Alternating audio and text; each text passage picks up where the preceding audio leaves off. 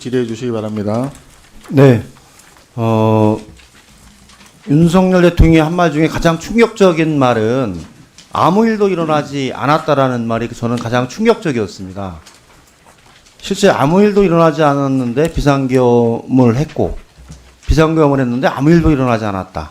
근데 지금 상황이 아무 일도 일어나지 않은 상황인가에 대한 서로 간의 차이가 있는 것 같아요. 저는 윤석열 대통령의 망상이다라고 생각이 되고 그것이 어떻게 우리 경제에 미쳤는지에 대해서는 뭐 가계, 기업, 정부 그리고 세계가 다 그 인식하고 공유하는 바인데 윤석열 대통령과 일부 여당의 분들만 그런 얘기를 지금 반복하고 있어서 대단히 우려스럽다는 생각이 듭니다.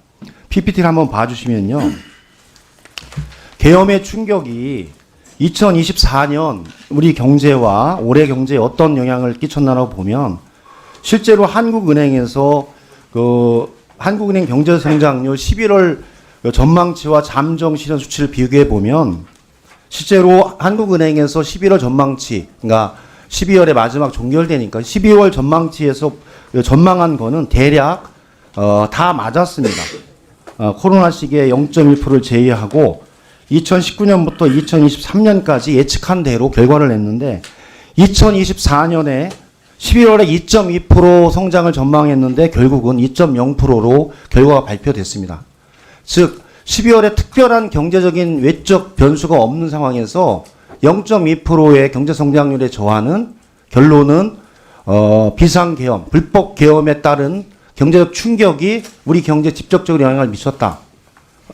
그리고 2025년에도 한국은행이 당초 전년도 전망에서 1.9%를 예측했는데 벌써 1월에 1.6%에서 1.7%로 하향 전망을 했습니다. 2024년만 보더라도 우리 전체 GDP 2,400조의 0.2%면 대략 4.8조, 5조 원, 올해 5조 원에서 계엄의 충격으로 증발해버린 국부가 대략 10조입니다. 10조면 5천만 명에 각 20만 원씩 세금이 부과되는 그런 형태입니다. 총재께서 보시기에 2024년 이렇게 11월에 예측한 경제 전망치가 0.2% 하향한 이유를 뭐라고 보십니까? 예, 저희가 이미 보고서를 통해서 말씀드렸습니다만 2024년 말 4분기 숫자를 볼 때 저희가 0.5 정도 4분기 성장률을 예측했는데 0.1로 0.4% 정도 감소됐습니다. 그중에 반 정도가 계엄 및 정치적 불확실성에 의한 소비 심리 하락 등 투자 지출 저하로 보고 판단해서 이미 보고 드린 바 있습니다. 네, 총재께서 말씀하셨듯이 결론은 12월 3일 불법 계엄에 의한 소비, 투자, 제반의 경제적 여건이 악화돼 나가면서 경제 성장률 2.0%, 2.0으로 하향 조정이 됐고 결론은 올해도 그렇게 지금 진행이 된 겁니다. 한번 넘겨주시면요. 실제로 2023년에 예측하기 7월에 예측이 정부 2.6%, 한국은행 2.2%, KDI 2.2%로 2024년 전망치를 7월에 대충 예측을 했는데 결론은 저렇게 하향이 됐습니다. 하나 더 주시면요. 내년의 경제 성장률도 2025년 경제 성장률도 2024년 7월 발표로 올해 예측을 2.2%, 정부는 그런데 1.8%, 한국은행 1.9% 예측했는데 말씀드렸듯이 1.6, KDI도 2.0에서 1.6으로 됐습니다. 결론은 아무 일도 일어나지 않았는데 결론 우리 경제에 직접적인 충격으로 이렇게 영향을 미치고 있다는 것을 저는 인정하고 이에 대한 대책이 필요하다고 보고 있습니다. 한 장 더 넘겨주시죠. 그래서 지난 20년간 실제 경제 성장률을 보면 2008년 서프라임 모기지 금융위기 이후 코로나 이후로 2023년에 1.4% 그리고 내년에 1.6%에서 최저 성장이 현재 유지되고 있습니다. 특히 2023년 1.3%는 지난 30년간 우리가 단 한 번도 일본에게 경제 성장률에 뒤치지 않았는데 처음으로 역전된 해였습니다. 이 저성장의 늪의 입구에 있는 것 같은 이 상황에서 한국은행 총재조차도 추경의 필요성을 얘기하는 거 아닙니까? 총재님.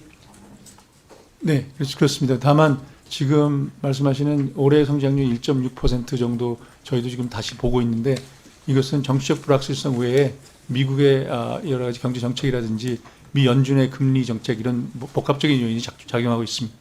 그래서 제가 보기에는 지금 예측해서 작년에 1.9로 예측했는데 지금 1.6에서 1.7로 예측하는 것은 더 우하향의 우려가 상당히 크다. 즉 미국의 관세 정책이라든지 미국의 대외 경제 정책에 따라서 우리나라의 영향력이 상당히 큰 상황이기 때문에 현재 이 예측도 올해 1월의 예측이지 올 7월, 올 11월에 가면 더 우하향의 우려가 상당히 큰 거라고 보지 않습니까? 예, 저희 지금 현재 이번 25일에 저희가 금통위를 하면서 새로운 경제 예측치를 발표할 예정입니다. 그래서 그때 보다 자세히 설명드릴 수 있을 것 같습니다. 네, 한번 저는 그런 우려가 크다고 보고요. 마지막 넘겨주시죠. 그래서 우리 정부에서 기재부도 글로벌 신평사 관련한 그 신용 등급에 대해서 대단히 유의하고 있다라고 하는데요. 이번에 피치가 낸 이 설명서를 보면 크게 뭐 전체 요약은 시간이 걸리니까 세 가지를 보면 한국의 정치적 위기가 장기화할 경우 한국의 경제 리스크, 한국의 정치적 위기가 헌법 절차에 따라 해결될 것을 믿기에 한국에 대한 평가를 바꾸지 않는다. 마지막이 제일 중요해요. 피치사 신용등급 유지 결정은 2025년 2, 4분기 조기 대선을 전제로 함. 이렇게 명확히 얘기하고 있어요. 즉 현재 경제 불확실성의 핵심적 요소는 불법 비상계엄과 대통령 탄핵, 대통령 파면이 민주적 회복 절차에 진행되지 않으면 대한민국의 신용평가, 대한민국의 국가신용등급은 유지하기 어렵다라는 것을 국가신용평가서의 일관된 입장입니다. 그래서 저는 최소한 윤석열 대통령과 정부 여당은 비상계엄 해제, 대통령 탄핵, 대통령 파면이라고 하는 입장을 최소 유지하고 있는 한동훈 전 대표의 입장 정도가 저는 최소다. 대한민국의 민주주의 해공정부와 시장경제를 유지해나가고 5,200만 명 국민들의 삶을 책임질 수 있는 기초라고 생각합니다. 그래서 그 원칙을 제가 적어놓는 것이 저는 대단히 우려스럽고 불법 계엄의 해제에 찬성하지 않는다라는 여당 대표의 발언은 대단히 대한민국의 불확실성을 키우는 발언입니다.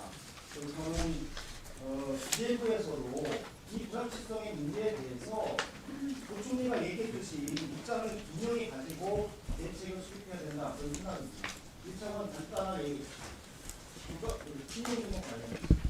예, 뭐 김영진 의원 말씀해 주셨다시피 이제 그 피치사가 우리나라 신용 등급에 대해서 우리 헌법 절차에 따라서 시스템이 돌아가고 있다고 해서 신용 등급을 유지를 했습니다. 김영진 의원 말씀하셨던 이제 베이스라인이라고 하는 제가 이해하기로는 피치사의 의견이라기보다는 피치사가 투자자들로 듣는 일반적인 의견으로 알고 있고요. 그런 취지로 이해해 주시면 좋을 것 같고 그 뒤쪽에 보면은 그 우리나라 이제 신용등급 하향과 상방 요인으로 이제 제시를 한 부분이 그 정치적 불확실성이 정책 결정, 그 재정 관리에 그 효과적 관리에 영향을 미칠 경우에 신용등급 하향될 수 있다라는 의견도 제시한 바가 있습니다. 그래서 저희 기재위에서 저희 그런 부분에 대해서 추가 재정 투입이라지 않은 부분에 대해서 의견을 잘 모아주시면 저희 나라 신용등급의 유지에 큰 도움이 될 것 같습니다. 이상입니다. 예, 수고하셨습니다. 다음은 존경